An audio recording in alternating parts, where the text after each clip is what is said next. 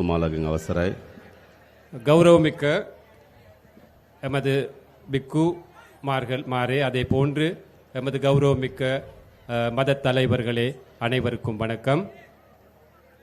මේ අවස්ථාවට සම්බන්ධ වෙලා ඉන්න අපේ ප්‍රවාහන ඇමතුමා ඒ වගේම දීවර ඇමතුමා இந்நேரத்திலே கலந்து கொண்டிருக்கும் எமது அமைச்சர் நெடுஞ்சாலைகள் அமைச்சர் அதே போன்று கடற்தொழில் நீரியல் அமைச்சர் ඒ වගේම පාර්ලිමේන්තු මන්ත්‍රීවරුන් වන අපේ කුමරන් සහෝදරයා රාම් සහෝදරයා அதே போன்று பாராளுமன்ற உறுப்பினர்களான இளங்குமரன் රජීවන් සහෝදරයා ரஜீவன் தோழர் அவர்கள் භවනානන්දන් සහෝදරයා பவானந்தன் தோழர் அவர்கள் ඇතුළු සහභාගීලා ඉන්න අම්මලා තාත්තලා සහෝදර සහෝදරයන් අවසරයි.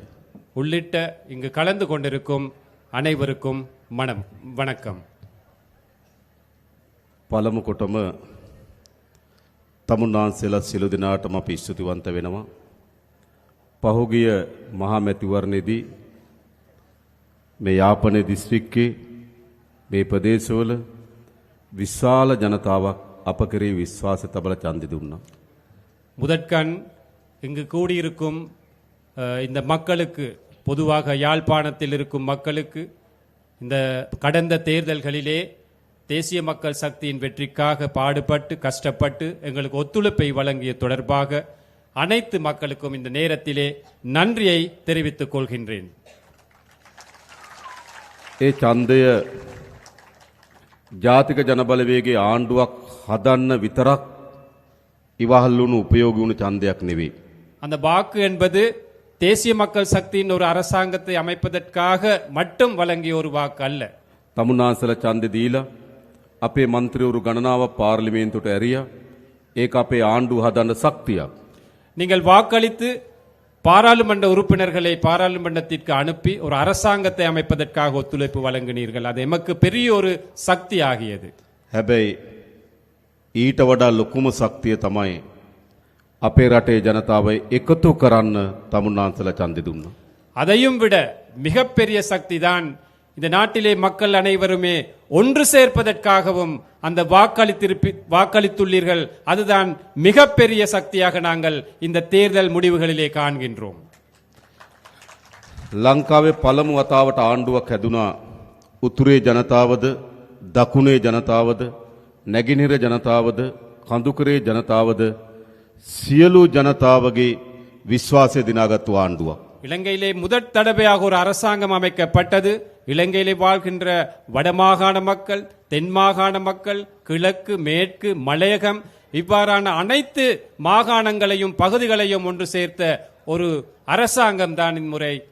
දශක ගණනාවක් අපේ රටේ මොන වගේ දේශපාලනයක්ද තිබුණේ?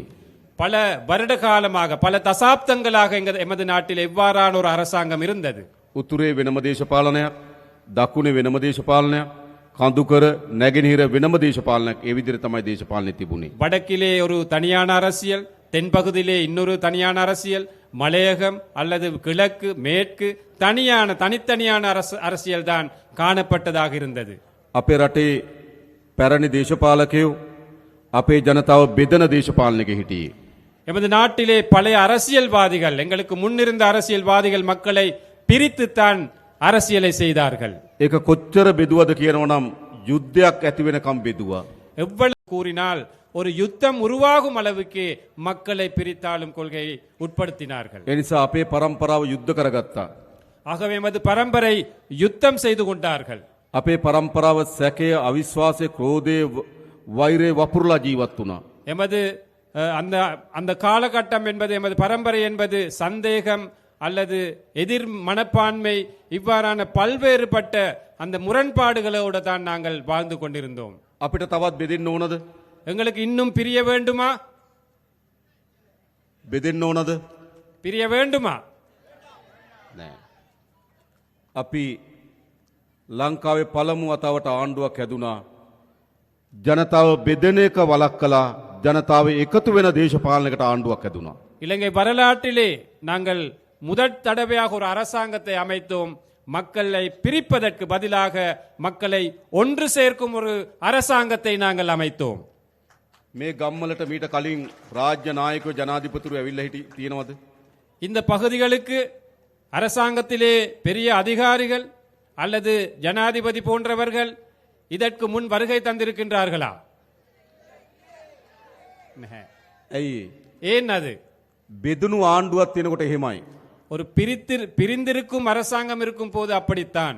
හැබැයි දැන් තියෙන්නේ බෙදීම අවසන් කරපු එකතු කරන ආණ්ඩුවක්. ඒ නිසා තමයි අපි වැලි වැටිතුරේට ඇවිල්ලා මේ දහස් ගණන් අම්මලා තාත්තලා සහෝදර සහෝදරයන් හම්බ වෙන්නේ. இன்று இருப்பது மக்களை பிரிப்பதற்கு பதிலாக மக்களை ஒன்று சேர வைக்கும் ஒரு அரசாங்கம். ஆகவே தான் நாங்கள் இன்று வெல்வெட்டி துறைக்கும் வந்து உங்களை நாங்கள் சந்தித்து இவ்வாறு கதைக்கின்றோம். මේ හයිය මේ එකතු වීම අපි යලි වෙන් වෙන්න ඉඩ දෙනවද? இவ்வாறு நாங்கள் ஒன்று சேர்ந்ததை மீண்டும் ஒரு முறை பிரிப்பதற்கு அளிப்போமா? අපි ඈත් වෙනවද? நாங்கள் இன்னும் ஒதுங்குகிறோமா? නෑ අපි ඔක්කොම එකතු වෙන්න ඕන. இல்லை, நாங்கள் அனைவருமே ஒன்றாக சேர வேண்டும். මම මේ සැරේ අයවැය ලේඛනයට දානවා අලුත් යෝජනාවක්. இம்முறை வரவு செலவு திட்டத்திற்கு தோழர் புதிய ஒரு யோசனை போடுகின்றாராம். අපේ රටේ හැම වෙලාවම තියෙන්නේ අපි එකිනෙකාට වෙනස් වූ උත්සව. நாங்கள் அனைவருக்குமே இந்த நாட்டிலே வாழ்கின்ற ஒவ்வொரு சாரார் ஒவ்வொரு இனத்திற்கு இருப்பது வெவ்வேறான விழாக்கள், வைபவங்கள். තයි පොංගල් උත්සවය දෙමළ ජනතාව හින්දු ජනතාව සමරනවා. தைப்பொங்கல் இந்து தமிழ் மக்கள் கொண்டாடுகிறார்கள். වෙසක් උත්සවය බෞද්ධ ජනතාව සමරනවා. விசாக் பண்டிகை பௌத்தர்கள் கொண்டாடுகிறார்கள்.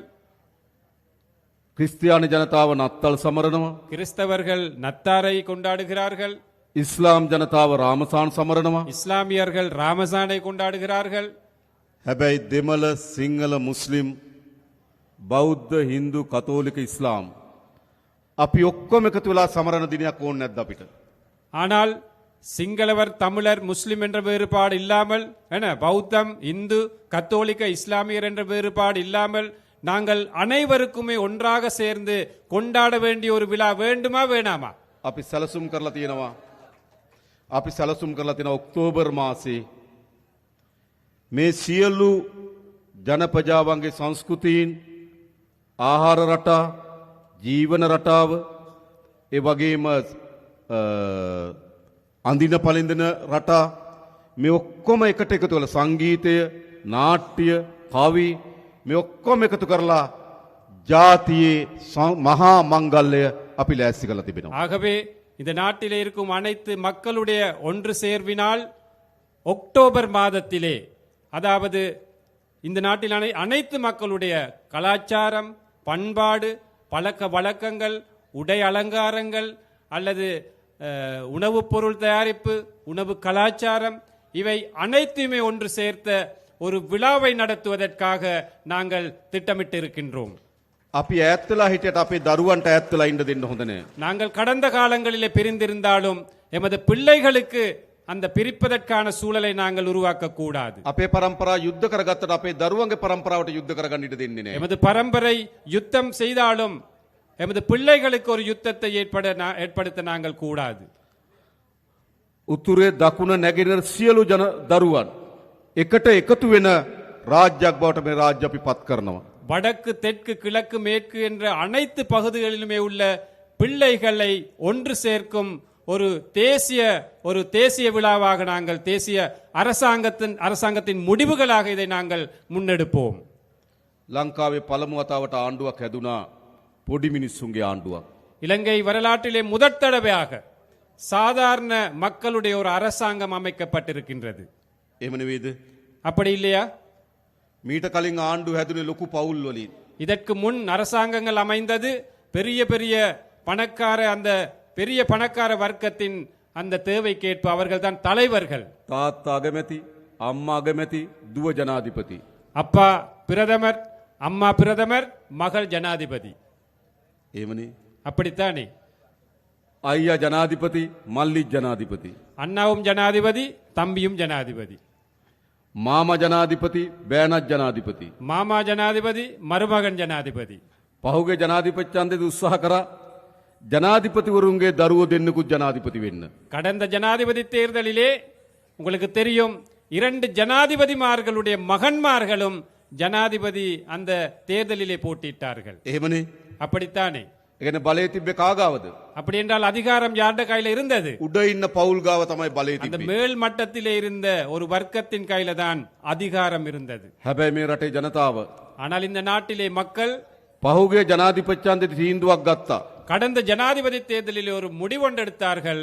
උඩ පවුල් වලින් மேல்மட்ட அந்த வர்க்கத்தில் இருந்து බලය පහළ පවුල් අතර මාරු කරන්න. அந்த அதிகாரத்தை சாதாரண மக்களிட கையிலே வழங்க வேண்டும் என்று. හොඳ නැද්ද? நல்லமா கெட்டதா? නල්ලම්. නල්ලම්. නේද? දැන් අපිට තියෙන මොකද්ද? இப்போ எங்கள் முன்னூர் இருக்கும் දැන් හදලා තියෙනවා පොඩි මිනිස්සුන්ගේ ආණ්ඩුවක්. இப்போ எமக்கு முன் சாதாரண மக்களுடைய ஒரு அரசாங்கம் இருக்கின்றது. අපේ රාමලිංගම් සහෝදරලා, எமது ராமலிங்கம் தோழர், අපේ කුමරන් සහෝදරලා, எமது குமரன் தோழர், අපේ සහෝදරවරු எமது அனைத்தும் தோழர்கள், මේ කිසි කෙනෙක් පවුල් වලින් බලය ආපු අය නෙවෙයි. இவர்கள் யாருமே குடும்பத்தில் வாழையடியாக அதிகாரத்திற்கு வந்தவர்கள் அல்ல. සාමාන්‍ය මිනිස්සුන්ගේ දරුවෝ. சாதாரண மக்களுடைய பிள்ளைகள். මේ ප්‍රදේශයේ අපේ විශාල වැඩ කොටසක් වැඩ කරන இந்த பகுதியிலே நிறைய வேலைகள் செய்கின்றோம். මේ රැස්වීම ලෑස්ති කරන්නත් විශාල වෙහෙසක් දරපු இந்த கூட்டத்தை ஏற்பாடு செய்வதற்கு கூட அதிகளவாக பாடுபட்ட අපේ රූබන් සහෝදරයා எமது ரூபன் தோழர். සාමාන්‍ය මිනිස්සු අපි. சாதாரண மக்கள் நாங்கள். එහෙනම් දැන් ආණ්ඩුවක් හැදලා තියෙන මොන වගේ ආණ්ඩුවක්ද? ஆகவே ஒரு அரசாங்கம் அமைந்திருக்கின்றது. எவ்வாறான அரசாங்கம்? අපේ ආණ්ඩුවක්. எமது அரசாங்கம். එහෙම නෙවෙයිද? அப்படி இல்லையா? මේක කාගේ ආණ්ඩුවද? இது யாருடைய அரசாங்கம்? අපේ ආණ්ඩුව. எமது අපි அரசாங்கம். ඔක්කොගේම ආණ්ඩුව. எமது அனைத்து மக்களுடைய அரசாங்கம்.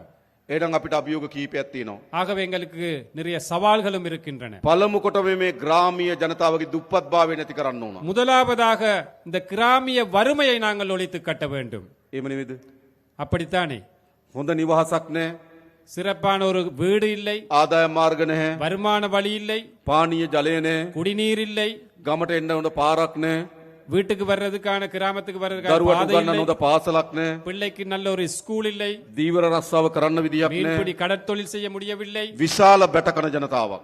எந்த பக்கத்திலும் எமக்கு கஷ்டங்களே இருக்கின்றன. අපේ ආණ්ඩුව எமது அரசாங்கம், අපි ඔක්කොම එකතු වෙලා හදාගත්තු ආණ්ඩුව. நாங்கள் அனைவருமே ஒன்று சேர்ந்து அமைத்த அரசாங்கம். ක්‍රමානුකූලව පියවරෙන් පියවර படிப்படியாக මේ ප්‍රශ්න ඔක්කොම විසඳන්න ලෑස්ති අපි. இந்த அனைத்து பிரச்சனைகளும் தீர்க்க தயாராக இருக்கின்றோம். හොඳද? நல்லமா? අපි ඉස්සරලම මේ අස්වැසුම දෙන ජනතාවගේ දීමනාව අපි වැඩි කරා. நாங்கள் ஏற்கனவே இந்த நலன்புரி கொடுப்பனவு, அஸ்வசும கொடுப்பனவு கொடுப்பதை நாங்கள் நீடித்து அந்த அளவையும் கூட்டி இருக்கின்றோம். අපේ දුප්පත් අම්මා තාත්තගේ දරුවට ඉස්කෝලේ යන්න පාසල් පොත්පත් මිලදී ගන්න විදිහක් නැහැ. எங்கள வறுமைக்குட்பட்ட பெற்றோர்களுக்கு தனது பிள்ளையை பாடசாலைக்கு அனுப்புவதற்கு அந்த பாடசாலை உபகரணங்களை பெற்றுக்கொள்ள முடியாமல் இருந்தது. අපි අස්වැසුම ලබන සියලු පවුල් වල දරුවන්ට රුපියල් 6000ක් දුන්න පාසල් පොත් උපකරණ මිලදී அந்த ගන්න. அஸ்வசும கொடுப்பனவை பெற்றுக்கொள்ளும் பெற்றோர்களுக்கு அந்த பிள்ளைகளுக்கு வழங்குவதற்காக 6000 ரூபாய் நிதி ஒதுக்கினம் பாடசாலை உபகரணங்களை பெற்றுக்கொள்வதற்காக. ඒ විතරක් නෙවෙයි දැන් අපි තීන්දුවක් ගත්තා. ළමයි 300ට වඩා අඩු සියලු පාසල් වල දරුවන්ට රුපියල් 6000ක දීමනාවක් දෙන්න පාසල් පොත් මිලදී ගන්න. அதே போன்று நாங்கள் இன்னொரு முடிவெடுத்திருக்கின்றோம். 300க்கு குறைந்த பிள்ளைகள் படிக்கும் பாடசாலைகளிலே அந்த அனைத்து பிள்ளைகளுக்கும் 6000 ரூபாய் கொடுப்பனவு பாடசாலை உபகரணங்கள் பெற்றுக்கொள்வதற்காக வழங்குவோம் என்று. ඇයි අපි එහෙම කරන්නේ? ஏன் நாங்கள் அப்படி මේ செய்கின்றோம்? ගම්වල දුප්පත්භාවය ඉවත් කරන්න නම් දරුවන්ට හොඳට උගන්වන්න ඕන. இந்த கிராமங்களிலே, இந்த பகுதிகளிலே வறுமையை ஒழித்து கட்ட வேண்டுமானால் பிள்ளைகளுக்கு நாங்கள் சிறப்பான கல்வியை கொடுக்க வேண்டும், வழங்க வேண்டும். එනිසා තමුන්නාන්සලා මහන්සි වෙන දරුවන්ට උගන්වන්න. ஆகவே நீங்களும் உங்களோட பிள்ளைகளுக்கு படிப்பிப்பதற்காக ஒத்துழையுங்கள், செயற்படுங்கள். දුප්පත්භාවයෙන් අපි මිදමු, දරුවන්ට උගන්වමු. வறுமையிலிருந்து நாங்கள் மீளுவோம், பிள்ளைகளை படிக்க வைப்போம். අපි තීන්දුවක් අරන් තියෙනවා සියලු පාසල් වල ගුරු පුරප්පාඩු ඉවත් කරලා විශේෂයෙන්ම මේ අවුරුද්දේ අපි අලුතෙන් ගුරුවරු බඳව ගන්නවා පුරප්පාඩු වලට. அதே போன்று நாங்கள் இன்னொரு முடிவெடுத்திருக்கின்றோம். அனைத்து பாடசாலைகளிலும் ஆசிரியர் பற்றாக்குறையை நிவர்த்தி செய்து புதிய ஆசிரியர்களை நாங்கள் நியமனம் வழங்கி அதற்கு பெற்றுக்கொண்டு சிறப்பான இந்த கல்வியை முன்னுக்கு கொண்டு போவதற்காக. අපේ දිසාපතිතුමා ඉන්නවා, එතුමා දන්නවා எம்- ගුරු හිගේ තියෙන පාසල් අපිට කියන්න අපි ගුරුවරු එවන්නම්. எமது மாவட்ட செயலாளர் இருக்கின்றார் இங்கே. நீங்கள் கூறுங்கள், ஆசிரியர் பற்றாக்குறையுள்ள பாடசாலைகள் எங்கே இருக்கின்றன என்று நாங்கள் ஆசிரியர்களை நாங்கள் அனுப்புகின்றோம். ඒ විතරක් නෙවෙයි අපේ යාපනයේ පුස්තකාලේ තවත් දියුණු කරන්න ඕන. அதே போன்று எமது யாழ் நூலக சாலை இன்னும் நாங்கள் அபிவிருத்தி செய்ய வேண்டும். ඒ සඳහාත් මේ සර ඇවැලේකෙන් අපි සල්ලි වෙන් කරනවා. அதற்காகவும் நாங்கள் இந்த வரவு செலவு திட்டத்திலே நிதி ஒதுக்கீடு செய்கின்றோம். ගම්වල අපිට යන්න තියෙන හොඳම පාර අධ්‍යාපනය. ஆகவே இந்த கிராமத்திலே எமக்கு இருக்கின்ற சிறப்பான வழிதான் இந்த கல்வியை நாங்கள் மேம்படுத்த வேண்டும். අපි ළමුන් 250ට අඩු සියලු පාසල්වල දරුවන්ට සපත්තු ගන්න රුපියල් 3000ක් දෙනවා.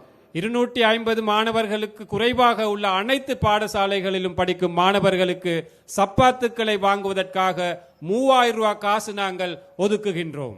අර පාසල් වලින් ආහාර දෙන ළමයිට එක වේලකට දුන්න රුපියල් 60යි. ඒක අපි 100 දක්වා වැඩි කරනවා. பாடசாலையிலே உணவு வழங்கிய பாடசாலையில் உங்களுக்கு தெரியும் 60 ரூபாய் மட்டும்தான் ஒரு பிள்ளைக்கு ஒதுக்கப்பட்டிருந்தது. அந்த 60 ரூபாவை 100 ரூபாய் வரை நாங்கள் அந்த அளவை அதிகரிக்கின்றோம். චීන රජය අපිට එකඟ වෙලා තියෙනවා සියලු දරුවන්ට නොමිලේ ලබන අවුරුද්දේ ඇඳුම් ලබා දෙන්න. சீன அரசாங்கம் ஒத்துக்கொண்டிருக்கின்றார்கள். இந்த வருடத்திலே வழங்கியதை போன்று அடுத்த வருடத்திலும் பாடசாலை சீருடைகளை இலவசமாக வழங்குவதற்கு. ඒ නිසා අපි වැඩිම වෙහෙස දරනවා දරුවන්ට උගන්වන්න.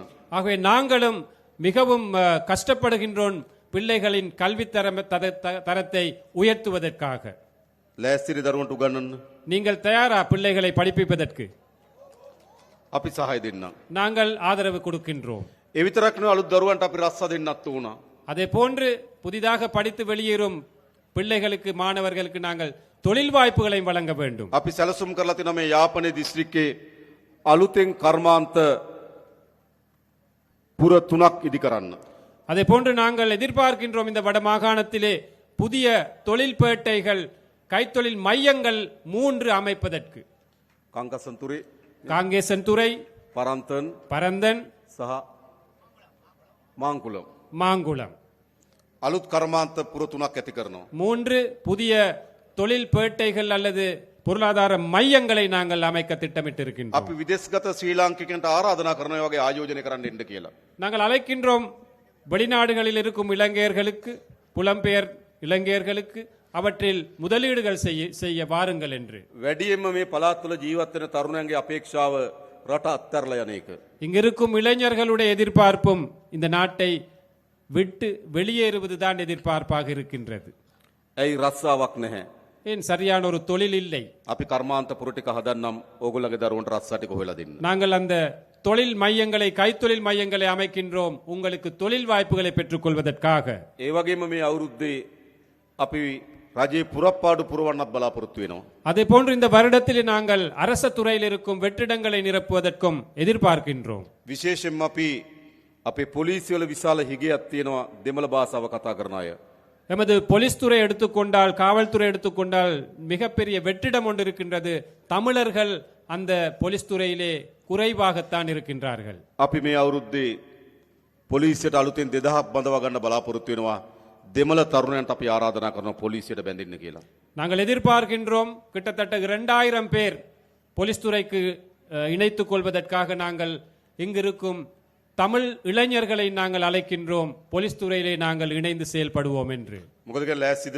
நீங்கள் தயாரா පොලිසියට බැඳෙන්න? போலீஸில் இணைவதற்கு? ஓம். ඕම්. ඒ මොකද පොලිසිය හරි වැදගත් කාර්යයක් කරනවා අපේ ගම්වල ආරක්ෂාවට, සාමයට විශාල වැඩ කොටසක් කරනවා. ஏனென்றால் பீதியை பாதுகாப்பதற்காக பெரிய ஒரு சேவை செய்கின்றார்கள். ඒකට ඒ භාෂාව කතා කරන නිලධාරීන් අවශ්‍යයි. அதற்கு அந்த மொழியிலே, அந்த கிராமத்தில் வாழும் மக்களிட மொழியில் கதைக்கும் அந்த அதிகாரிகள் தேவை. ඒ වගේම මේ පළාත් වල වේගයේ මත්ද්‍රව්‍ය පැතිරෙමින් යනවා. அதே போன்று எங்களுக்கு தெரியும் இந்த பகுதிகளில் கூட பாரிய அளவிலே போதை வஸ்து, இந்த பாவடை, அந்த விஸ்தரிப்பு நடந்து கொண்டிருக்கின்றது. අපේ තරුණ පරම්පරාව විශාල ලෙස මත්ද්‍රව්‍ය වලට ගොදුරු වෙමින් තිබෙනවා. நமது இளம் சமுதாயம் இந்த போதை வஸ்துக்கு பெருமளவாக அடிமைப்பட்டு வருகிறார்கள். අපි මේක නතර කරන්න ඉතාමත් ශක්තිමත් වැඩපිළිවෙලක් හදලා තියෙනවා. இதை நிறுத்துவதற்காக நாங்கள் பெரும் சக்தி வாய்ந்த ஒரு திட்டத்தை நாங்கள் முன்னெடுத்து வருகின்றோம். හැබැයි ඕගොල්ලන්ගේ සහයත් අවශ්‍යයි. ஆனால் அதற்கு உங்களுடைய ஒத்துழைப்பும் எங்களுக்கு தேவைப்படுகின்றது. අපි එකතු වෙලා මේ මත්ද්‍රව්‍ය තුරන් කරමු. நாங்கள் ஒன்றிணைந்து இந்த போதை வஸ்து பிரச்சனையை தோற்கடிப்போம். ඒ වගේම අපි දන්නවා විශාල ඉඩම් ගැටලුවක් තියෙනවා මේ යාපනයේ ජීවත් වෙන ජනතාවට. அதே போன்று இந்த யாழ் மாவட்டம் அல்லது வடமாகாணத்தை எடுத்துக்கொண்டால் காணி பிரச்சனை என்பது பெரிய ஒரு பிரச்சனையாக இருக்கின்றது. අපේ ප්‍රතිපත්තිය எமது கொள்கை ජනතාවගේ ඉඩම් ජනතාවට ලබා දිය යුතුයි. எமது கொள்கை மக்களுடைய காணியை மக்களுக்கு வழங்க வேண்டும் என்பது. ආරක්ෂාවට සංවර්ධනයට ආණ්ඩුවට ඉඩම් පවරා ගැනීමේ අයිතිය තියෙනවා.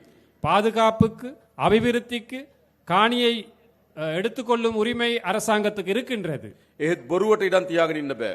ஆனாலும் பொய்யுக்கு காணியை அரச தரப்பிலே வைத்துக் கொள்வது தவறு. අපි දන්නවා තාමත් පවුල් විශාල 1500කට ආසන්න ප්‍රමාණයක් නේද? 1500කට වැඩි ප්‍රමාණයක් තාමත් අවතන් කඳුරු වල ඉන්නවා. எங்களுக்கு தெரியும் இன்னமும் கிட்டத்தட்ட 1500 குடும்பங்கள் இன்னமும் அகதி முகாம்களில் அல்லது இடம்பெயர் முகாம்களிலே வாழ்கின்றார்கள். පුද්ගලයන් நபர்கள் மன்னிக்கணும்.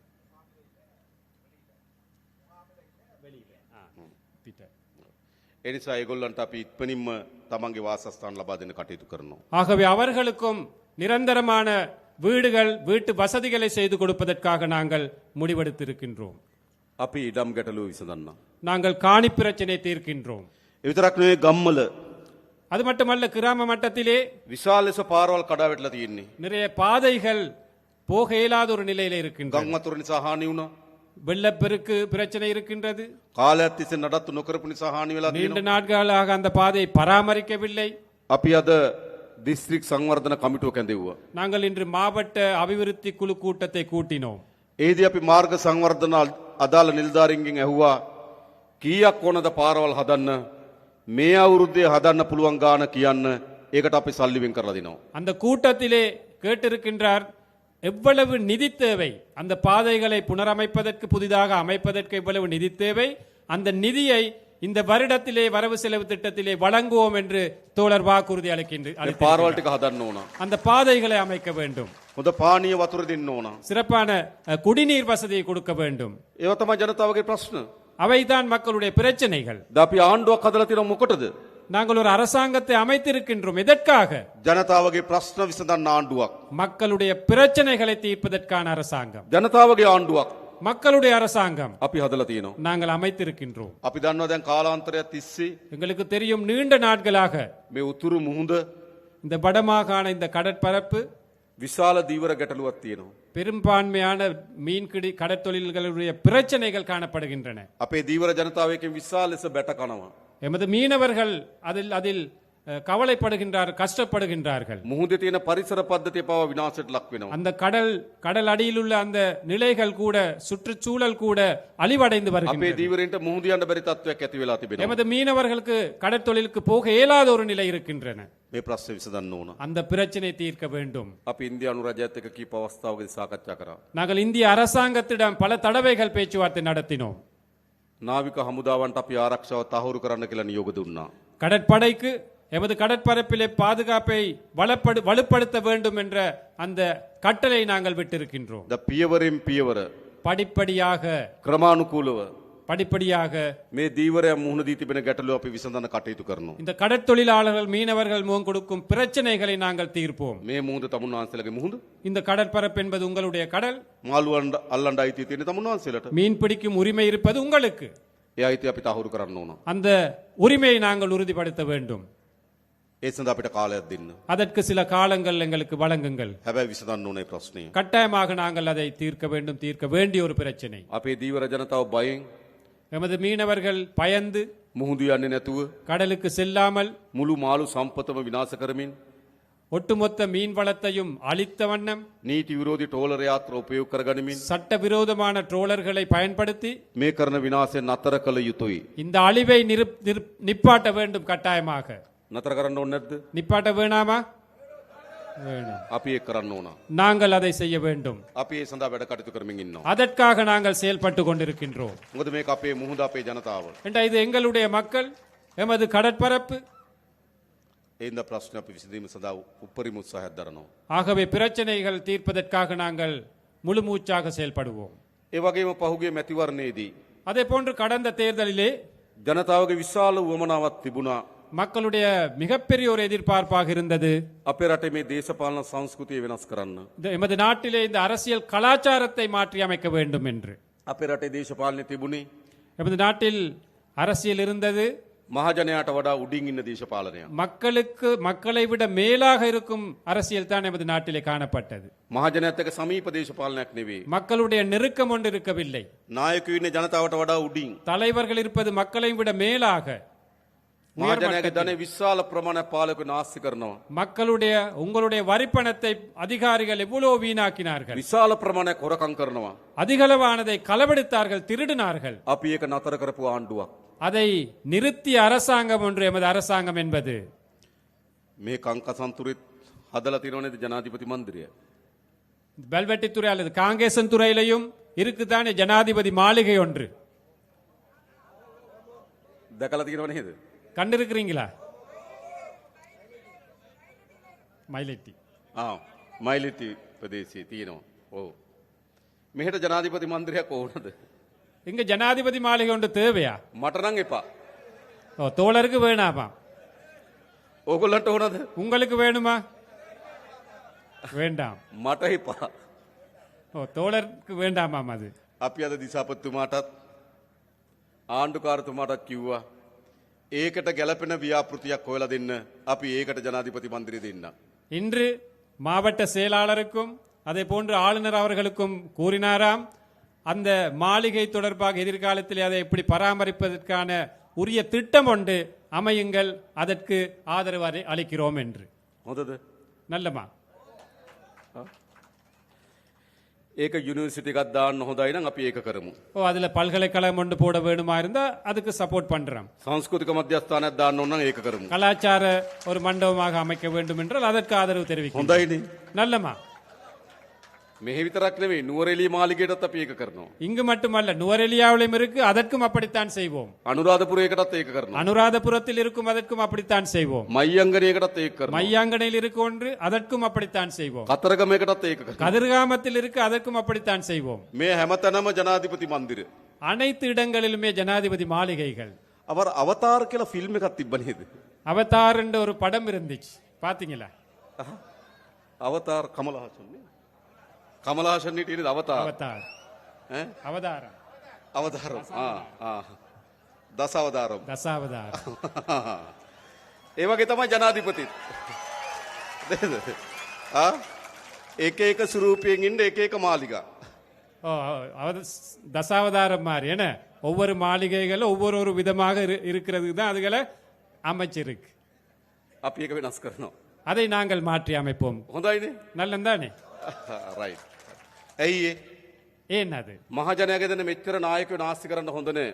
மக்களுடைய பணத்தை வீணாக்க கூடாது இந்த தலைவர்கள். මහජනයාගේ ධනය නායකයෝ මෙච්චර වියදම් කරන්න හොඳ නෑ. மக்களுடைய பணத்தை இந்த அரசியல் தலைவர்கள் இவ்வாறு செலவழிக்க கூடாது. අපි දුප්පත් රටක්. நாங்கள் வறுமைக்குட்பட்ட ஒரு நாடு, ජනතාවත් දුප්පත්. மக்களும் வறுமைக்குட்பட்டவர்கள். නායකයා தலைவர் දසවදාර.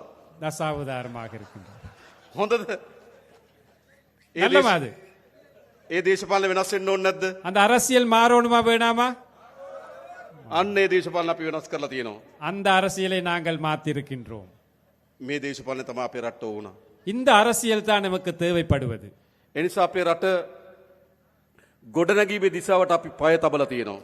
ஆகவே இந்த நாட்டை அபிவிருத்தி செய்யும் அந்த பயணத்தை நாங்கள் ஆரம்பித்திருக்கின்றோம். විශේෂයෙන් මේ උතුරු පළාත ඉලක්ක කරගත්තු සංවර්ධන සැලසුම් ගණනාවක් අපි සැලසුම් කරලා තිබෙනවා. விசேடமாக இந்த வடமாகாணத்தை இலக்காக வைத்த பல்வேறு அபிவிருத்தி திட்டங்களை நாங்கள் முன்னெடுக்க මම திட்டமிட்டிருக்கிறோம். කලින් කිව්වා වගේ කර්මාන්ත කලාප 3ක් ஏற்கனவே கூறியதை போன்று தொழில் மையங்கள் 3, ඒ වගේම සංචාර කර්මාන්තය දියුණු කරන්න සැලසුමක්. அதே போன்று சுற்றுலாத்துறை வளர்ப்பதற்கான திட்டம், ඒ වගේම අපි හඳුනාගෙන තියෙනවා මේ උතුරු පළාතේ පොල් වගා කරන්න පුළුවන් අක්කර 40000ක් තියෙනවා කියලා. அதே போன்று நாங்கள் கண்டறிந்திருக்கின்றோம் இந்த வடமாகாணத்திலே தென்னை பயிர் செய்யக்கூடிய 40,000 ஏக்கர் காணிகள் இருக்கின்றது என்று. මේ අයවැයෙන් අපි ඒකට සල්ලි වෙන් කරනවා. இந்த வரவு செலவு திட்டத்திலே அதற்காகவும் நாங்கள் நிதி ஒதுக்கீடு செய்கின்றோம். වගා කරන්න කැමති අයට அதில் பயிரிடக்கூடிய அந்த விருப்பமானவர்களுக்கு පොල් පැල දෙන, தென்னம்பிள்ளைகள், බිම සකස් කරගන්න මුදලක් දෙන, அந்த நிலத்தை செய்வதற்கான பணம், පොහොර දාන්න මුදලක් දෙනවා අපි. பசலையிடுவதற்காக நிதி,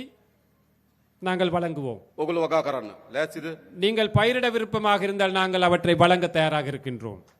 වගා කරන්න ඕන. தென்னை பயிற்சியை நாங்கள் අපි முன்னெடுக்க ඔක්කොම வேண்டும். එකතු වෙලා මේ රට හදන්න ඕන. நாங்கள் அனைவருமே ஒன்றிணைந்து இந்த நாட்டை கட்டியெழுப்ப வேண்டும். මම දන්නවා මේ උතුරු පළාතේ ජනතාව எனக்கு தெரியும் இந்த வடமாகாணத்திலே உள்ள மக்கள் විශාල ලෙස කුස්කර්මාන්තයට විහිසෙන ජනතාවක්. கணிசமான மக்கள் விவசாயத்துறையில் ஈடுபடுகின்றார்கள். හැබැයි නිසි මිලක් නැහැ. ஆனால் சரியான விலை இல்லை, නිසි සැලැස්මක් නැහැ. சரியான ஒரு திட்டம் ஒன்று இல்லை. එඳ ගොවි ජනතාව මූණ දී තියෙන ගැටලු වලට අපි විසඳුම් හොයන්න. அவ்வாறு விவசாயிகள் முகம் கொடுத்திருக்கும் பிரச்சனைகளுக்கும் நாங்கள் தீர்வு வழங்குவோம். මේ වන විටත් අපි පොහොර සානාධාර රුපියල් 25,000 දක්වා වැඩි කරා. ஏற்கனவே நாங்கள் பசலை மானியத்தை 25,000 ரூபாய் வரையும் நாங்கள் அதிகரித்தோம். අපිට ඕන ජනතාවගේ ජීවිතය උසස් කරන්න. எமக்கு தேவை சாதாரண மக்களுடைய வாழ்க்கை தரத்தை உயர்த்த வேண்டும். ගොඩක් අපේ මේ ගැටුම් පිටිපස්සේ තියෙන්නේ. நாம் முகம் கொடுக்கும் கணிசமான பிரச்சனைகளுக்கு பின்னால் இருப்பது, ගොඩක් මේ යුද්ධ පිටිපස්සේ තියෙන්නේ. கணிசமான இந்த யுத்தங்களுக்கு பின்னால் இருப்பது ආර්ථික ප්‍රශ්නයක් තියෙන වැඩිපුර. பொருளாதார பிரச்சனை தான் கூடிய பாகம் இருக்கின்றது. එඳ මේ ආර්ථික ප්‍රශ්නට අපි උත්තර හොයන්න ඕන. ஆகவே இந்த பொருளாதார துறை வளர்க்கும் அந்த பிரச்சனைகளுக்கு தீர்வு காண வேண்டும். ඒකට අපි සැලසුම් හදලා තියෙනවා. அதற்கு நாங்கள் திட்டங்களை அமைத்திருக்கின்றோம். ඒ වගේම භාෂාව. அதே போன்று மொழி உரிமை. අපි ප්‍රධාන වශයෙන් සිංහල දෙමළ භාෂාව කතා කරන ජන කණ්ඩායම් දෙකක් ඉන්නවා. பிரதானமாக இந்த நாட்டிலே தமிழ் சிங்களம் என்ற மொழிகளை கதைக்கும் மக்கள் இருக்கின்றோம். ඒ හැම පුරවැසියෙකුටම அந்த அனைத்து பிரஜைகளுக்கும் තමන්ගේ භාෂාවෙන් රාජ්‍යත් එක්ක ගනුදෙනු කරන තියෙන අයිතිය හදන්න ඕන. தனது தாய்மொழியிலே அரசாங்கத்துடன் தொடர்பு கொள்ளும் அந்த உரிமையை ஏற்படுத்த வேண்டும். තමන්ගේ භාෂාවෙන් පොලිසියට ගිහලා පැමිණිල්ලක් කරන්න අවස්ථාව තියෙන්න ඕන.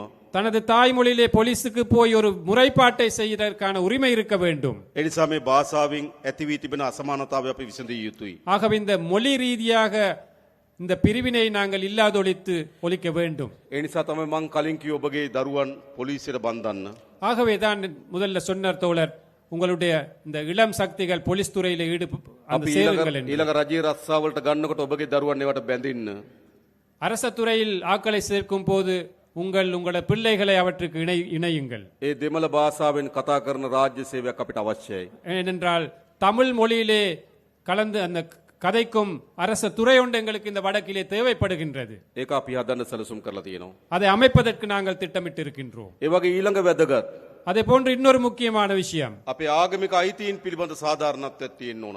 எமது மத ரீதியான உரிமைகள் எங்களுக்கு பெற்றுக்கொள்வதற்கான அந்த சூழல் அமைய வேண்டும். මෙතන අපේ නායක හාමුදුරුවෝ වැඩ සිටිනවා. எமது நாயக்க தேரர் அவர்கள் இருக்கின்றார்கள். අපේ කුරුක්කොල් තුමාලා වැඩ සිටි. எமது குருக்கள் அவர்கள் வருகை தந்திருக்கின்றார்கள். අපි අතර ගැටුමක් තියෙන්න ඕනද? எமக்கிடையே ஒரு போட்டி முரண்பாடு ஒன்று இருக்கணுமா? ආගම අපේ විශ්වාසය. மதம் என்பது எமது எதிர்பார்ப்பு, நம்பிக்கை. එක්කෙනෙකුට කියන්න බෑ උඹ ඒ විශ්වාසය අත්තරපන් කියලා. யாருக்குமே வற்புறுத்த இயலாது அந்த நம்பிக்கையை கைவிட வேண்டும் என்று. ඒ එකිනෙකාගේ විශ්වාසය අපේ විශ්වාසයට ගරු කරන්න ඕන. அந்த ஒவ்வொரு நபர்களுடைய நம்பிக்கைக்கும் நாங்கள் நம்பிக்கையோடு செயல்படணும். අපි අපේ රටේ යලි எமது நாட்டில் மீண்டும் ஒரு முறை ආගම්වාදී மத ரீதியான முரண்பாடு, ජාතිවාදී இன ரீதியான முரண்பாடு, ගැටුමක් වර්ධනය වෙන්න ඉඩ දෙන්නේ ஒரு නෑ. முரண்பாடு ஏற்படுவதற்கு நாங்கள் இடமளிக்க மாட்டோம். පහුගිය දවස්වල கடந்த காலங்களிலே එවැනි ජාතිවාදී සටන් පාට අරගෙන කට්ටි ඉස්සරහට එන්න පටන් ගත්තා. அவ்வாறான இன ரீதியான கோஷங்களை எழுப்பிக் கொண்டு சிலர் முன்னுக்கு வந்தார்கள். අපි ජාතිවාදී වපුරන අයට நாங்கள் இனவாதத்தை தூவுவர்களுக்கு නීතිය උපරිමයෙන් ක්‍රියාත්මක කරනවා. சட்டத்தை உயர்ந்த பட்சத்தில் நாங்கள் நடைமுறைப்படுத்த நடவடிக்கை எடுப்போம். අපිට තවත් ජාතිවාදී ඕනද? எங்களுக்கு இன்னும் இனவாதம் வேண்டுமா? අපිට ආගම්වාද ඕනද? எங்களுக்கு மதவாதம் வேண்டுமா? ඒව අවශ්‍ය නෑ. அவை எங்களுக்கு தேவையில்லை. නිසා යලි ජාතිවාදයට ආගම්වාදයට අපේ රටේ අපි ඉඩ දෙන්නේ නෑ. மீண்டும் ஒரு முறை இந்த இனவாதத்திற்கு மதவாதத்திற்கு நாங்கள் இடமளிக்க மாட்டோம். අපේ දරුවන් ආයේ ගැටුම්කාරී රටක් හදන්නේ නෑ අපි. අපේ දරුවන්ට ආපහු ගැටුම්කාරී රටක් හදන්න ඉඩ දෙන්නේ නෑ අපි. எமது பிள்ளைகளுக்கு மீண்டும் இனவாத மத ரீதியான மதவாத ஒரு முருகல் நிலை ஏற்படுத்த நாங்கள் இடமளிக்க மாட்டோம். ඒ පිළිබඳ අපි සැලසුම් හදලා තියෙනවා. அதற்கான திட்டங்களை நாங்கள் ඊළඟ அமைத்திருக்கிறோம். අපි එකිනෙකාගේ සංස්කෘතිය වෙනස්කම් තිබෙනවා. அதே போன்று எமது கலாச்சாரங்களிலே பல்வேறு வித்தியாசங்கள் ඒවට காணப்படுகின்றன. අපි ගරු කරන්න ඕන. அவற்றுக்கு நாங்கள் மதிப்பளிக்க வேண்டும். අපේ දරුවියන් ඉන්නවා. எமது பிள்ளைகள் ඒට ආවේනික සංස්කෘතියක් එක්ක அதற்கே தனித்தான ஒரு கலாச்சாரம் இருக்கின்றது. ලස්සන නැද්ද මේ දරුවන්? இந்த பிள்ளைகள் எடுத்துக்கொண்டால் எவ்வளவு அழகாக இருக்கின்றார்கள். ලස්සනයි අපිට. எங்களுக்கு அது மிகவும் அழகாக ඇයි இருக்கு. අපි සංස්කෘතියෙන් බෙදෙන්න හදන්නේ? ஏன் நாங்கள் கலாச்சார ரீதியாக பிரிவடைய வேண்டும்? අපි හැම සංස්කෘතියකටම ගරු කරන්න ඕන. நாங்கள் அனைத்து கலாச்சாரங்களை மதிக்க வேண்டும். ඒ සංස්කෘතියෙන් රස විඳින්න පුරුදු වෙන්න ඕන. அந்த கலாச்சாரங்களை ரசனை மிக்கதாக நாங்கள் எடுத்துக்கொள்ள வேண்டும். එහෙම රටක් අපි හදන්න ඕන. அவ்வாறான ஒரு நாட்டை நாங்கள் கட்டியெழுப்ப வேண்டும். එකක් මතක තියාගන්න. ஒன்று நினைவில் வைத்துக் கொள்ளுங்கள். අපිට ගහගෙන எங்களுக்கு சண்டை பிடித்து යුද්ධ කරගෙන யுத்தமிட்டு கொண்டு තවත් දශක ගණනාවක් මේ විදිහට දුක් විඳ විඳ ඉන්න පුළුවන්. இன்னும் பல தசாப்தங்கள் எங்களுக்கு நாங்கள் வாழ முடியும் குறைபாடுகளோடு. අපේ අම්මලාගේ පරම්පරාව දුක් විඳා. எமது பெற்றோர்களுடைய பரம்பரை கஷ்டப்பட்டார்கள். අපේ පරම්පරාව දුක් විඳා. நாங்கள் எமது பரம்பரை கஷ்டப்பட்டோம். මේ ගැටුම් යුද්ධ හදාගෙන අපිට ඕන නම් අපේ දරුවන්ගේ පරම්පරාවත් යුද්ධයකට තල්ලු කරන්න இந்த පුළුවන්. முரகல் நிலை யுத்தங்களை ஏற்படுத்தி எமது இந்த பிள்ளைகளுடைய பரம்பரையும் எங்களுக்கு தேவை என்றால் கஷ்டமான ஒரு நிலைக்கு கொண்டு போகலாம். ඒ නිසා අපිට ගහගෙන මරාගෙන ඇන කොටාගෙන රටකට ඉස්සරහට යන්න බෑ. ஆகவே சண்டை பிடித்து முரண்பட்டு இவ்வாறு ஒரு நாட்டுக்கு முன்னுக்கு போக இயலாது. අපේ රට ඉස්සරහට යන්නෙම எமது நாடு முன்னுக்கு போவதாக இருந்தால் අපි අතර සමගිය හැදුනොත් විතරයි. எமக்கிடையே ஒற்றுமை அமைதி இருக்க ඒ வேண்டும். නිසා අපේ ආණ්ඩුව ஆகவே எமது அரசாங்கம் විශාලතම වෙහෙසක් දරනවා. மிக பெருவளவாக நாங்கள் கஷ்டப்படுகின்றோம், செயல்படுகின்றோம். අපි අතර සමගිය හදන්න. எமக்கிடையே ஒற்றுமை ஏற்படுவதற்காக நாங்கள் ඒ සමගිය සඳහා හොඳම ධෛර්යය දුන්නේ ඕගොල්ලෝ. அந்த ஒற்றுமைக்காக மிகப்பெரிய சக்தியை துணிச்சலை கொடுத்தது நீங்கள். කාලයක් තිස්සේ පාරම්පරික දේශපාලක පහුගිය මහචන්දට ඉල්ලුවා. காலம் காலமாக இருந்த பாரம்பரிய அரசியல்வாதிகள் கடந்த தேர்தலிலே போட்டியிட்டார்கள். වෙනම රටක් අරන් දෙන්නම් කියලා ඡන්දෙට ඉල්ලුවා. தனியான ஒரு நாட்டை பெற்றுக் கொடுப்போம் என்று தேர்தல்களை போட்டியிட்டார்கள். මතකද? நினைவிருக்கா? හැබැයි ජනතාව මොකද කරේ? ஆனால் மக்கள் என்ன செய்தார்கள்? වෙනම රටක් දෙන්නම් කියපු අය, தனியான நாட்டை பெற்றுக் கொடுப்போம் என்று පවුල් වලින් கூறியவர்களை, දේශපාලනය කරපු අය, குடும்ப வாயிலாக அரசியல் செய்தவர்கள் ඒ අය ප්‍රතික්ෂේප කරලා அவர்களை நிராகரித்து விட்டு මේ යාපනයේ දිස්ත්‍රික්කයේ අපිට ජයග්‍රහණය අරන් දුන්නා. இந்த யாழ் மாவட்டத்திலே எமக்கு வெற்றிகளை பெற்றுக் கொடுத்தார்கள். ඒකෙන් කියන්නේ මොකද්ද? இதன் செய்தி என்ன? இதனால் கூறுவது என்ன? ජනතාව කැමති එකතු වෙන්න. மக்கள் அனைவருமே ஒன்றாக சேர்ந்து வாழ ජනතාව விருப்பம். ගාව ජාතිවාදේ නෑ. மக்கள் மத்தியிலே இனவாதம் இல்லை, ජනතාව ගාව ආගම්වාදේ නෑ. மக்கள் மத்தியிலே மதவாதம் இல்லை. හැබැයි දේශපාලකයා ගාව තියෙනවා. ஆனால் அரசியல்வாதிகள் மத்தியிலே இருக்கின்றது அந்த அனைத்தும். ඕකයි ප්‍රශ්නේ උනේ. அதுதான் பிரச்சனையாக இருந்தது. උතුරෙත් දකුණෙත් வடக்கிலும் தெற்கிலும் දේශපාලකයන්ගේ පැවැත්ම උනේ ජාතිවාදය. அரசியல் இருப்பாக காணப்பட்டது இனவாதம். දැනුත් නැවත නැවත දකුණේ හිසෝසවන්න උත්සාහ කරනවා. மீண்டும் தென்பகுதியிலே இனவாதம் தலை தூக்க சில செயற்பாடுகள் போகின்றன. දේශපාලකට ජාතිවාදය ඕන. அரசியல்வாதிகளுக்கு இனவாதம் தேவை. ජනතාවට ඕන ජාතිවාදී. மக்களுக்கு இனவாதம் தேவையா? ජනතාවට ඕනද? மக்களுக்கு தேவையா? අපිට ඕන මොකද්ද? எங்களுக்கு தேவை என்ன? ජාතික සමගිය ඕන. தேசிய ஒற்றுமை தேவை எங்களுக்கு. අපි එකතු වෙමු. நாங்கள் அனைவரும் ஒன்று சேருவோம். ආණ්ඩුවක් හදලා තියෙනවා. ஒரு அரசாங்கத்தை அமைத்திருக்கின்றோம். අපි ඔක්කොගේම ආණ්ඩුවක්. எமது அனைத்து மக்களுடைய ஒரு அரசாங்கம். මේ වැලිවැටතුරේ இந்த வெல்வெட்டி துறையில் මේ ජනතාවට වඩා இந்த மக்களை விட වෙනස් පවුල් වලින් අපි ආණ්ඩුව හදපු අය නෙවෙයි. வேறு குடும்ப பின்னணிகளால் அரசாங்கத்தை அமைத்தவர்கள் அல்ல நாங்கள். අපි තමුන්වහන්සේලා වගේමයි. நாங்களும் உங்களை மாறித்தான். නැද්ද එහෙම? அப்படி இல்லையா? එහෙම නේද? ඉතින් අපේ ආණ්ඩුවක් නෙමේක. அப்ப இது எங்களுடைய அரசாங்கம். අපි මේ රට වෙනස් කරමු. நாங்கள் இந்த நாட்டை மாற்றி அமைப்போம். අලුත් යුගයකට ගෙන යමු. புதிய ஒரு யுகத்திற்காக ඒ நாங்கள் නිසා கொண்டு போவோம். තමුන්වහන්සේලා අපි කරේ තිබුණු විශ්වාසය ஆகவே எம் மீது வைத்த நம்பிக்கை අපි බිඳින්නේ නැහැ. நாங்கள் ஒருபோதும் சிதைக்க மாட்டோம். මතක තියාගන්න. நினைவில் வைத்துக் கொள்ளுங்கள். හැමදාම අපේ රටේ දේශපාලකයෝ எப்பொழுதும் எமது நாட்டு அரசியல்வாதிகள் ජනතාවගේ විශ්වාසය බිඳිනවා. மக்களது எதிர்பார்ப்பத்தை சிதைத்தார்கள். අපි මේ විශ්වාසය බිඳින්නේ නැහැ. நாங்கள் ஒருபோதும் உங்களுடைய நம்பிக்கைக்கு சீர்குலைக்க மாட்டோம், நம்பிக்கை சிதைக்க மாட்டோம். තමුන්වහන්සේලා ඉතාමත් දිගු පියවරක් තිබුවා. நீங்கள் நீண்ட ஒரு பயணத்திற்காக அடி வைத்தீர்கள். ඉතාමත් වැදගත් පියවරක් තිබ්බා. மிக முக்கியமான ஒரு அடி வைத்தீர்கள். ඉතාමත් විශිෂ්ට පියවරක් තිබ්බා. ஒரு விசேடமான ஒரு முடிவை எடுத்தீர்கள். එකතු වෙන්න ඕන කියලා තීන්දුවක් ගත්තා. ஒன்று சேர வேண்டும் என்ற அந்த முடிவை எடுத்தீர்கள். බෙදුන එක ඇති කියලා තීන්දුවක් ගත්තා. பிரிந்தது காணும் என்ற முடிவை எடுத்தீர்கள். පෞගිය මහමැතිවරණ ප්‍රතිඵල වලින් පෙන්වන්නේ මොකද්ද? கடந்த பாராளுமன்ற தேர்தல் பெருபேரில் காட்டுவது என்ன? බෙදනව වෙනකොට එකතු වෙන්න ඕන කියලා. பிரிப்பதற்கு பதிலாக நாங்கள் ஒன்று சேர வேண்டும் என்பது. එකතු කරන්න අපිට පුළුවන් කියලා විශ්වාසය හැදුවා. அதை இணைக்க எமக்கு முடியும் என்ற நம்பிக்கை ஏற்படுத்தினீர்கள். අපි ඒ විශ්වාසය රකින්නවා. அந்த நம்பிக்கையை நாங்கள் பேணுவோம். මේ රටේ හොරකම නතර කරනවා. இந்த நாட்டின் ஊழலை திருட்டை நாங்கள் நிறுத்துவோம். නාස්තිය නතර කරනවා. வீண் விரயத்தை நிறுத்துவோம். හොරකම් කරපු අයට දඬුවම් දෙනවා. திருடியவர்களுக்கு தண்டனை கொடுப்போம். මොකද කියන්නේ? என்ன சொல்றீர்கள்? ඕනද නැද්ද?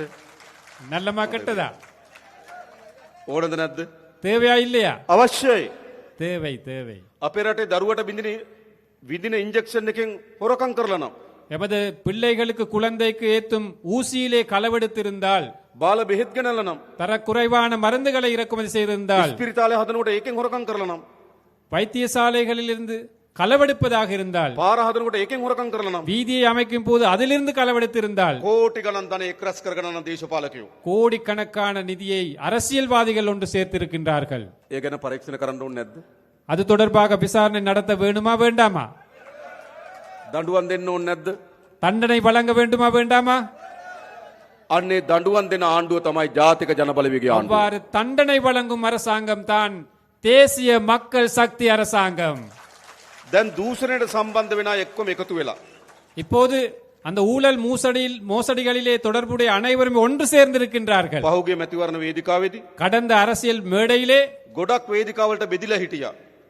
பல மேடைகளிலே பிரிந்திருந்தார்கள். සමහර අය කොළ පාට වේදිකාවේ, சிலர் பச்சை மேடையிலே, සමහර අය කහ පාට වේදිකාවේ, சிலர் மஞ்சள் மேடையிலே, සමහර අය දුබුරු පාට වේදිකාවේ இன்னும் சிலர் அந்த சிவப்பு மேடையிலே ඡන්දෙදි බෙදිලා හිටියා. தேர்தலிலே பிரிந்திருந்தார்கள். දැන් මොකද වෙන්නේ? இப்போ என்ன நடக்குது? අන්න ඊයේ සාකච්ඡා තියලා එකතු වෙන්න நேற்று அவர்கள் கலந்து ஆலோசிக்கின்றார்கள் ஒன்று சேர்வதற்காக. බලනකොට කවුද? யார் அதில் இருப்பவர்கள்? එක්කෙනෙක් මහ බැංකුවට ගහලා, ஒருவர் மத்திய வங்கியை கொள்ளையடித்தவர், තව කෙනෙක් ඕස්ට්‍රේලියාවේ සුද්දෙක් රවට්ටලා, இன்னொருத்தர் ஆஸ்திரேலியாவில் ஒரு வெள்ளை அந்த குடிமகனை ஏமாத்தியவர், තව කෙනෙක් කනිත් තෙල් වලින් ගහලා, இன்னொருத்தர் எரிபொருளால களவெடுத்தவர். දැන් මොකද වෙලා තියෙන්නේ? இப்போ என்ன நடந்திருக்கின்றது? ඒගොල්ලෝ ඔක්කොම එකතු වෙලා මොකටද? இந்த අனைவரும் ஒன்று சேர்ந்து இருக்கிறார்கள். எதற்காக? බේරෙන්න. தப்புவதற்காக, அதிலிருந்து தப்புவதற்காக. හැබැයි ඒගොල්ලෝ එකතු වුණාට ජනතාව අපි එකතු වෙලා ඉන්න තාක්කල් ඒගොල්ලන්ට මේ වැඩේ කරන්න බෑ. அவர்கள் ஒன்று சேர்ந்தாலும், மக்கள் என்ற அடிப்படையில் நாங்கள் ஒன்று சேர்ந்து இருக்கும் வரையும் அவர்களுடைய எதிர்பார்ப்பை நிவர்த்தி செய்ய முடியாது. ඒගොල්ලෝ උත්සාහ කරන්න එකතු වෙලා පරීක්ෂණ කරන එක නතර කරන්න. அவர்கள் முயற்சிப்பது அவர்கள் ஒன்று சேர்ந்து இந்த விசாரணைகள் நடத்துவதை நிப்பாட்டுவதற்காக. එකතු වෙලා දඬුවම් දෙන එක වළක්වන්න. ஒன்று சேர்ந்து தண்டனை கொடுப்பதை நிப்பாட்டவே அவர்கள் முயற்சிக்கிறார்கள். හැබැයි උඩ ඒගොල්ලෝ එකතු වුණාට அவர்கள் மேல் மட்டத்திலே ஒன்று சேர்ந்தாலும் බිම ජනතාව එකතු වෙලා ඉන්නේ අද මේ ආණ්ඩුවත් එක්ක. கீழ் மட்டத்திலே மக்கள் ஒன்று சேர்ந்திருப்பது இந்த அரசாங்கத்துடன்.